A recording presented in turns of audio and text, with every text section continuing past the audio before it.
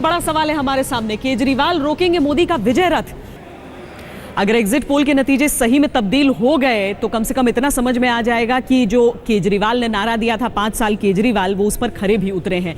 अभी तक लोकसभा चुनाव, उसके बाद महाराष्ट्र हो, हरियाणा हो, झारखंड हो या फिर जम्मू कश्मीर में पहली बार इस तरह की स्थिति में भारतीय जनता पार्टी नजर आ रही है।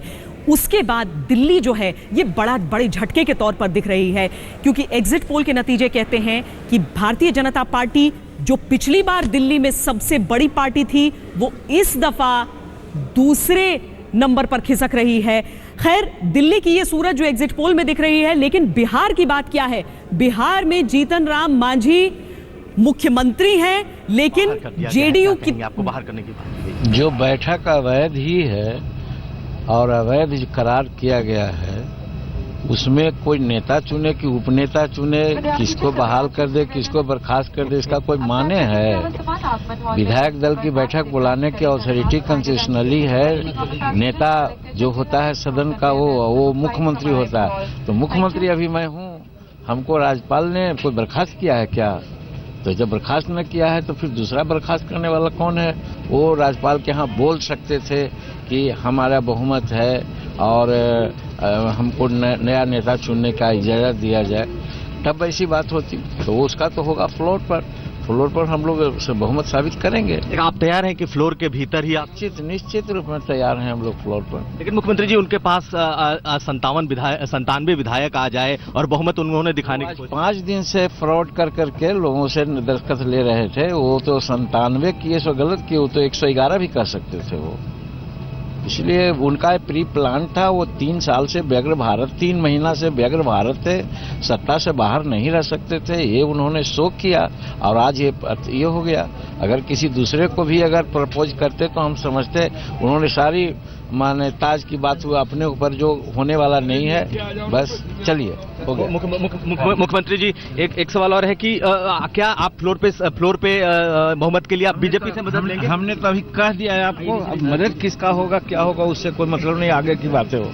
ये है हमारे साथ मुख्यमंत्री जीतन राम मांझी जी, जिनके साथ हम ऑन बोर्ड हैं इस समय पटना से दिल्ली की फ्लाइट के लिए। एक दो सवाल और है मुख्यमंत्री जी। आप जो आपने डिसोल्यूशन कहा है, जो और मंत्री हैं, वो जो मंत्रिमंडल के और लोग हैं, वो कह रहे हैं कि ये इनके मंत्रिमंडल के भीतर मंत्रिमंडल किया है और हम लोग देखिए, मंत्रिमंडल में विरोध और पक्ष नहीं होता है, वहाँ निर्णय होता है। जो उसका चेयरमैन होता है वो निर्णय लेता है। अब क्या ये माना जाए कि फ्लोर टेस्ट पे जीतन राम मांझी जो मुख्यमंत्री हैं वो बीजेपी से सहयोग लेंगे? अब ये बात अलग की बात है। हम बीजेपी से क्यों सहयोग लेंगे या क्या करेंगे, आगे की परिस्थिति है। अभी जनता दल यूनाइटेड के लोग हमारे बहुत साथ हैं, वहाँ भय से गए हैं और जो भय दिखलाते रहे लोगों को, उसके चलते सारी बात हुई। स्वाभाविक रूप में हमारे साथ लोग। मुख्यमंत्री जी, कई लोगों ने इस्तीफा दे दिया है, 21 मंत्रियों ने बर्खास्त किए गए हैं, इस्तीफा नहीं दिए। तो क्या ये माना जाए कि अच्छा, जिस तरीके से नीतीश कुमार ने पहले एक महादलित को मुख्यमंत्री बनाया और उसके बाद आपको हटाने की कार्रवाई हुई, इसको किस तरीके से देखते हैं? यही चेहरा तो सामने आ गया कि क्या महादलित के प्रति उनका क्या प्यार है। मुख्यमंत्री जी, आखिरी सवाल ये भी है कि आप कितने लोग आपके साथ होंगे? अब बहुत हो गया, अब इससे ज्यादा नहीं। चलिए। तो ये थे जीतन राम मांझी, बिहार के मुख्यमंत्री, साफ तौर पर कहते हुए कि नीतीश कुमार पहले से मुख्यमंत्री बनने का मन बनाए हुए थे और 3 महीने से इस बात का प्रयास कर रहे थे। कैमरामैन नदीम आलम के साथ Kumar Abhishek, new Delhi airport terminal, आज तक। ये पहला इंटरव्यू है जीतन राम मांझी का। बिहार के मुख्यमंत्री जीतन राम मांझी पहली बार कैमरे के सामने पूरे विवाद के बाद बोल रहे थे। हमारे संवाददाता कुमार अभिषेक ने उस फ्लाइट में ही उनसे बातचीत की जिससे वो पटना से दिल्ली पहुंचे। दिल्ली में वो मुलाकात करने वाले हैं, मुलाकातों का दौर यहां पर होने वाला है। उसके बारे में हालांकि कुमार अभिषेक ने जब उनसे सवाल पूछा तो वो टालमटोल कर गए, लेकिन खुलकर बहुत सारी बातें उन्होंने कही हैं। इतना स्पष्ट है कि अगर नीतीश कुमार सोच रहे हैं कि विधायक दल का नया नेता चुन लेने से वो जीतन राम मांझी को बैकफुट पर ला देंगे, तो ऐसा होगा नहीं। मगध के इलाके से आते हैं और वहां पर वो इतनी जल्दी हार मानने वाले नहीं हैं। तस्वीरें देखिए आप, ये जीतन राम मांझी इन तस्वीरों में नरेंद्र सिंह के साथ, जो कि नरेंद्र सिंह वो जिन्होंने आज ये प्रस्ताव पेश किया था कि डिसॉल्व कर दिया जाए बिहार असेंबली को। ऐसा हो नहीं सका। नीतीश कुमार ने अपनी तरफ से दांव ये खेला कि विधायक दल का नया नेता उन्हें चुन लिया गया, लेकिन संविधान ये नहीं कहता है। ये बड़ी खबर इस वक्त की जीतन राम मांझी से, ये खास बातचीत आपने देखी। लेकिन इस वक्त हम दिल्ली की राजनीति की बात कर रहे हैं, एग्जिट पोल की बातचीत कर रहे हैं, और एग्जिट पोल के आधार पर हम ये सवाल उठा रहे हैं कि क्या अरविंद केजरीवाल नरेंद्र मोदी के विजय रथ को इस बार वाकई रोक रहे हैं।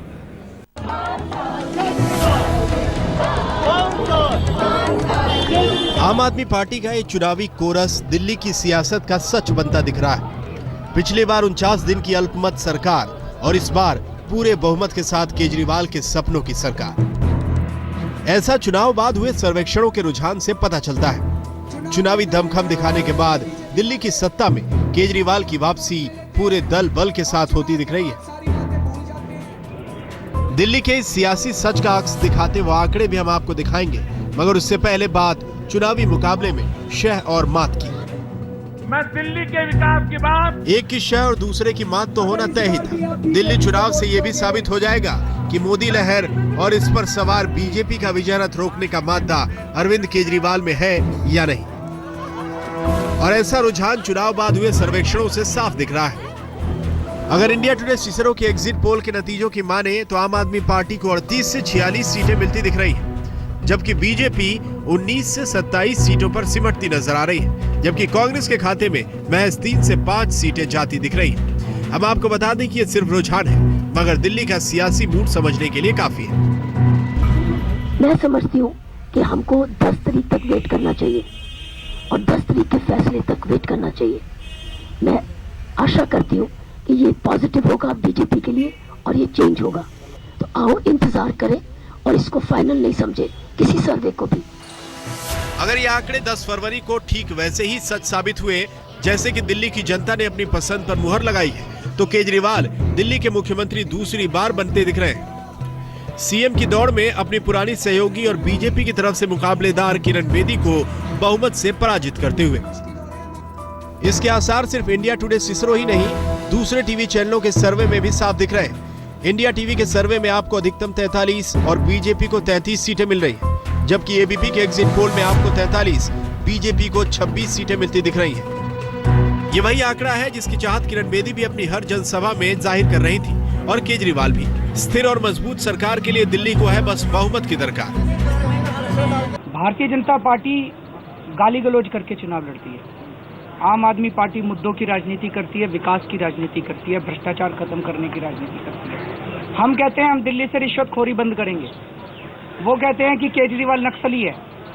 हम कहते हैं कि हम दिल्ली में 20 नए कॉलेज बनाएंगे। भारतीय जनता पार्टी वाले कहते हैं कि केजरीवाल को जंगल भेज दो। हम कहते हैं कि हम पूरी दिल्ली में सीसीटीवी कैमरे लगाएंगे। भारतीय जनता पार्टी वाले कहते हैं, उनकी नुपुर शर्मा जी नेता कहती हैं केजरीवाल बंदर है। अपील दोनों तरफ से जोरदार हुई। किरण बेदी के लिए प्रचार में खुद प्रधानमंत्री उतरे। दिल्ली के विकास और केंद्र और राज्य में एक पार्टी की सरकार होने की सहूलियतें बताई। दिल्ली की जनता को वर्ल्ड क्लास सिटी बनाने का सुनहरा सपना दिखाया। दिल्ली वालों को ज्यादा से ज्यादा वोटिंग का आश्वासन दिया। दिल्ली की जनता ने उत्साह भी दिखाया। 67% वोट के साथ पिछले साल का रिकॉर्ड तोड़ा, लेकिन वोटिंग में ज्यादा हिस्सेदारी बीजेपी के बजाय आम आदमी पार्टी को दी। इंडिया टुडे सीसरो एग्जिट पोल के मुताबिक दिल्ली में पड़े कुल वोटों का 42% हिस्सा आम आदमी पार्टी के खाते में गया, तो वहीं बीजेपी के खाते में 36%। वोटों के प्रतिशत में उछाल दोनों पार्टियों में हुआ, लेकिन निर्णायक बाजी केजरीवाल ने मारी। इस रुझान से दिल्ली की सियासी तस्वीर साफ दिख रही है। हालांकि चुनावी खेल में बाजी कभी नरेंद्र मोदी जैसे चमत्कारी चेहरे के साथ बीजेपी के पाले में पटकती दिखी, तो कभी आम आदमी पार्टी के बुनियादी मसलों के शोर के साथ केजरीवाल के खाते में जाती दिखी। अब वोटरों के रुझान ने हार जीत की आंख मिचौली को निर्णायक मोड़ की तरफ घुमा दिया है। आज तक ब्यूरो। ये एग्जिट पोल के नतीजे हैं, जो असली नतीजे हैं वो 10 तारीख को आएंगे। लेकिन अगर एग्जिट पोल के नतीजे वाकई सटीक हैं तो अरविंद केजरीवाल के पक्ष में पड़ने वाले वोटों में बम्पर बढ़ोतरी देखने को मिल रही है। बहुत सारे सवाल यहां पर उठ रहे हैं। क्या केजरीवाल की शख्सियत दिल्ली वालों के लिए इतनी बड़ी थी कि उन्होंने नरेंद्र मोदी के जादू को नकारा?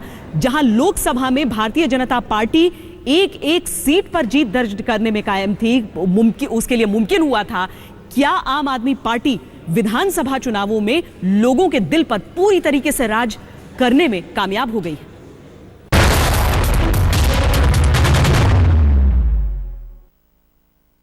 चुनाव के बाद क्या कह रहे हैं? अरविंद केजरीवाल ने महज 49 दिनों के भीतर दिल्ली की राजनीति को दो ऐसे नजारे दिखाए जिसने दिल्ली वासियों को चौंकाया भी, परेशान भी किया और आम आदमी पार्टी को सवालों के घेरे में भी खड़ा कर दिया। सवाल ये उठा कि क्या आम आदमी पार्टी राजनीति को लेकर गंभीर नहीं है, क्योंकि जिस अंदाज में केजरीवाल ने सत्ता को ठोकर मारी, उसने आम आदमी पार्टी के नए नवेले वोटरों का भरोसा डगमगा दिया था। 2013 के विधानसभा चुनाव में आम आदमी पार्टी ने 29.50% वोट के साथ 28 सीटें जीतकर दिल्ली की राजनीति का समीकरण बदल दिया था। लेकिन चंद महीने बाद हुए लोकसभा चुनाव के नतीजों ने आम आदमी पार्टी को सीधे फर्श से अर्श पर पटक दिया। देश में तो आम आदमी पार्टी की लुटिया डूबी ही, दिल्ली की 7 में से एक भी लोकसभा सीट पार्टी को नहीं मिल पाई। हालांकि लोकसभा चुनाव में आम आदमी पार्टी को 32.9% वोट मिले थे, लेकिन बीजेपी के आगे केजरीवाल एंड टीम का डिब्बा गुल हो गया था। तो इस विधानसभा चुनाव में सवाल पार्टी की जीत से ज्यादा उसके अस्तित्व का भी था। सवाल केजरीवाल की विश्वसनीयता का भी था। सवाल आम आदमी पार्टी के बदलते अंदाज को लेकर दिल्ली के रुख का भी था। सवाल नरेंद्र मोदी की लहर के सामने केजरीवाल के टिकने का भी था और सवाल ईमानदार उम्मीदवार के सामने ईमानदार उम्मीदवार के टकराने का भी था।